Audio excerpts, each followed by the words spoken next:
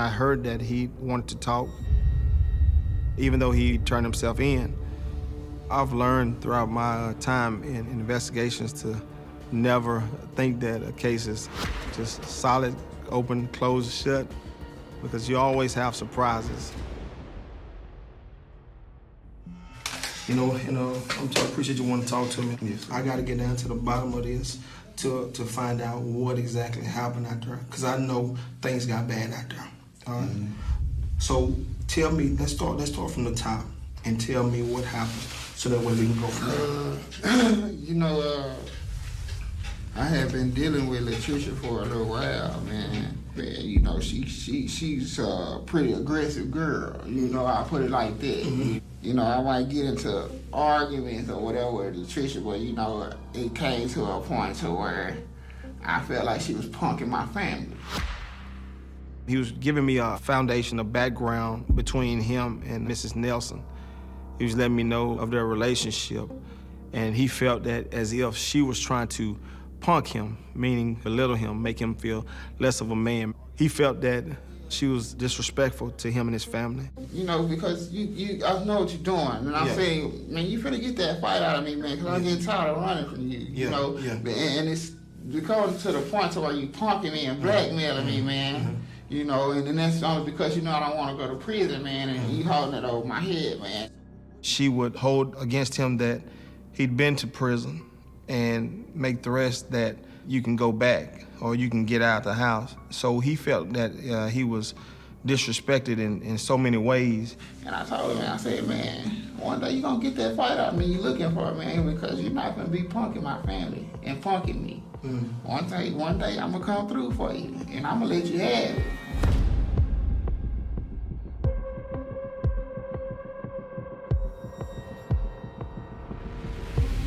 There's no script.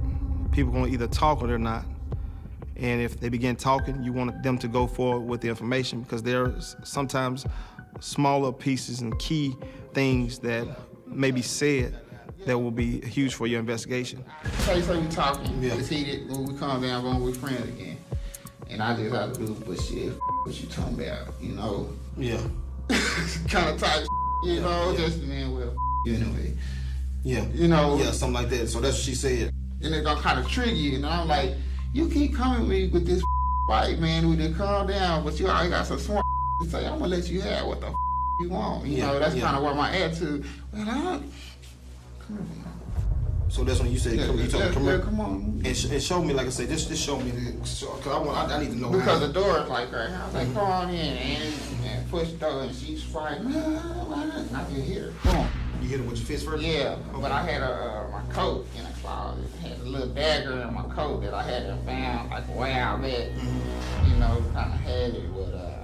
And so when she came up, you said you hit her first, did she fall down? Yeah, kind of. And I really grabbed her and dragged her over there, You dragged her what, in the closet? Yeah, to the closet so I can get my coat and get in my coat, because, man, I'm not Was this coat right here? Nah, I had another coat on. So I'm like, man, I'm going to go on and get you out of it, because it's not a fight. You trying to punk me, man. It's an argument over nothing. It's becoming a punk and a blackmail.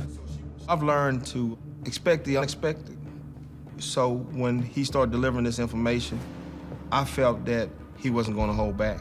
And I really grabbed her and dragged her over there, You dragged her what, in the closet? Yeah, to the closet so I can get my coat and get in my coat. Once he did that, he was able to retrieve the dagger, and he pointed it at her and told her, one day you're going to bring that fight up out of me.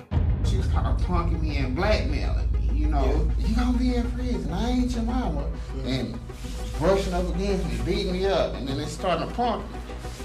Can't time with that fight, man. He said that he wanted the world to know what he did.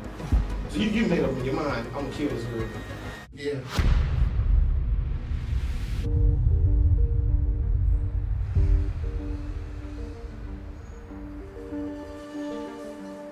How many times did you hit her? I don't know. So she went unconscious at the time. When you hit her, she fell, you drug her. Did you drag her by her hair? Did you drag her by her clothes? By her clothes. She had clothes. So what did she have on? I can't see something. I don't really remember. Okay. They had a toxic relationship. There were several reports of domestic violence. And he felt disrespected, and he kept telling me that, you know, just came time for that fight.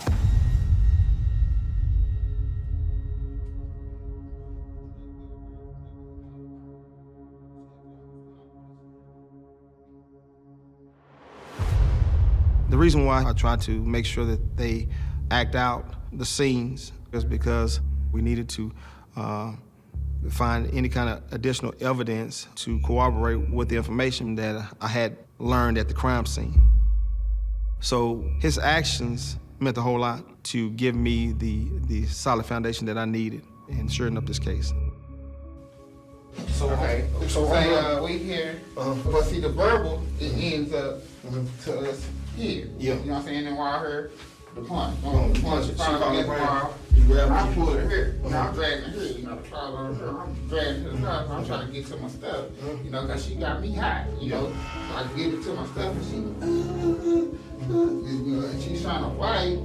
I'm holding her, but I'm hot. I'm like, you ain't got me hot, man. I told you leave me alone. Yeah, I told you leave me alone, and it won't be nothing, you know, and I can go. But now I'm rustled up, and I give my dad, man. I said, man, I don't leave you alone, man. But if you keep with me, man, I'm gonna hit you, man. I'm gonna beat your man. But you told me, so you didn't stab her yet. And then I let her go, and then just drew, and I hit her right in the stomach.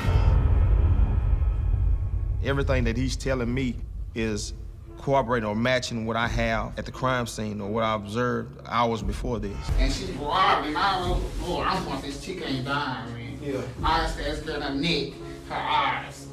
Cause I'm trying to really kill her though. You know what I'm saying? Yeah. Tell us you ain't gonna do it, so we're gonna get rid of you.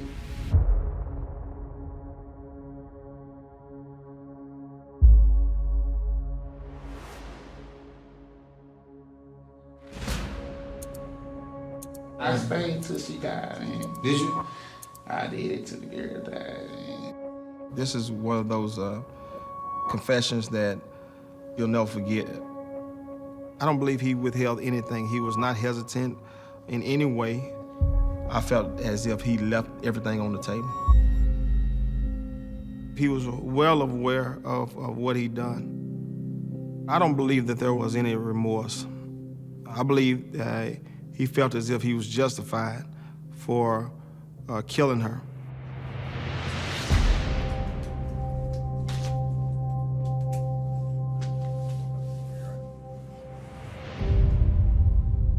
In these investigations, I would love to tell you that, you know, it's one of those high-five moments, but it's not.